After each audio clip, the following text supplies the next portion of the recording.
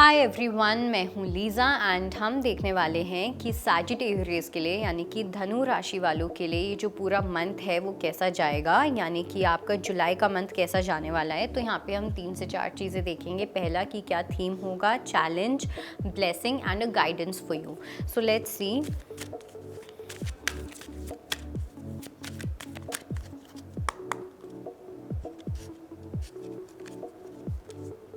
Okay, so we have breathe, then a challenge for Sag, blessing and a guidance. Okay so starting with blessing, ठीक है, नहीं, let's start with theme only. तो theme में आया है breathe, और सबसे पहली चीज़ तो ये भरोसा रखने वाली एनर्जी बहुत ज़्यादा इम्पॉर्टेंट होगी सैज के लिए। कुछ अनएक्सपेक्टेड चीज़ें होंगी, काफ़ी चीज़ों पे आप डाउट कर सकते हो, बिकॉज़ कुछ ऐसी चीज़ें होंगी जो आपको लगेगा वो आपके अकॉर्डिंग नहीं चल रही हैं, तो आपको लगेगा कुछ गड़बड़ है, कुछ नेगेटिविटी है, किसी ने कुछ कर तो नहीं दिया, नज़र तो नहीं लग गई, ऐसा तो नहीं हो गया, वैसा तो नहीं हो गया। तो बट ऐसा कुछ नहीं होगा।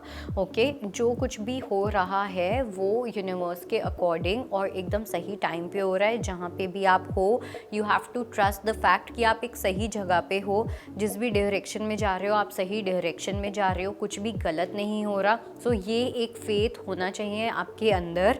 तो जितना ज़्यादा ये फेथ होगा उतना ज़्यादा आप काम रहोगे, उतना ज़्यादा आपके अंदर कम डाउट्स आएंगे, और जितना ज़्यादा आप चीज़ों को डाउट करोगे उतना ज़्यादा आपका जो इंटरनल वर्ल्ड होगा वो केओटिक होगा। ओके, सो सबसे पहली चीज़ तो ये कमिंग टू कि क्या आपका एक चैलेंज हो सकता है, उसमें आया है एक्सचेंजिंग गिफ्ट्स।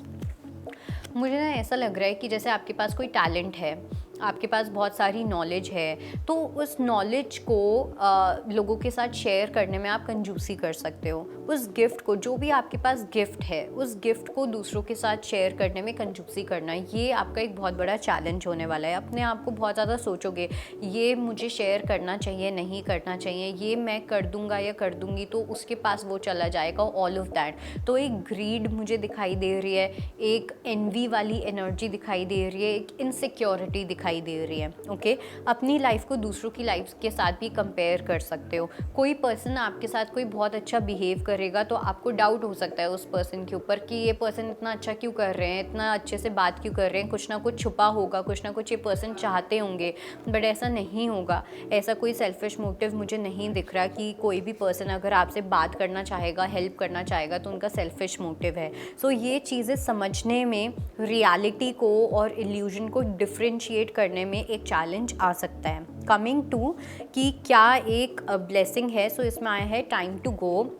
अब किन चीज़ों से time to go from certain people. Okay, और दूसरा अपनी खुद की ओवर थिंकिंग।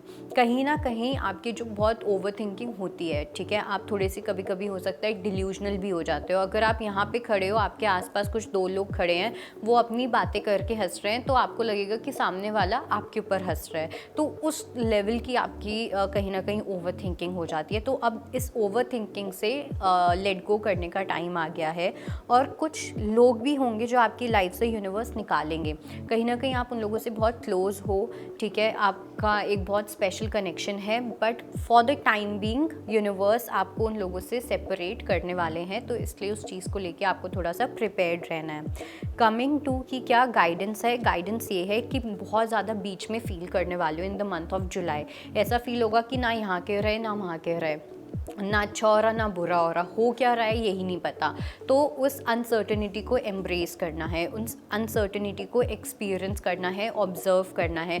अगर वो नहीं करोगे तो ऑब्वियसली जो पूरा मंथ होगा वो काफ़ी ज़्यादा डिस्टर्ब जाएगा, लेकिन अगर आप इस गाइडेंस को फॉलो करोगे तो आपके लिए चीज़ें काफ़ी ज़्यादा बेटर हो जाएंगी। एंड आई थिंक टैरो का सबसे बड़ा जो फ़ायदा होता है वो यही होता है, इट्स नॉट जस्ट प्रिडिक्शन की प्रिडिक्ट कर दिया, बट एक पॉसिबिलिटी जो हो सकती है उस चीज़ को आप कैसे इम्प्रूव कर सकते हो वो टैरो आपको बहुत अच्छे से बता सकता है। So this is your guidance for the month of July, Sagittarius, and I think that was your reading and I hope it helps. I'll see you next time. Bye. Take care.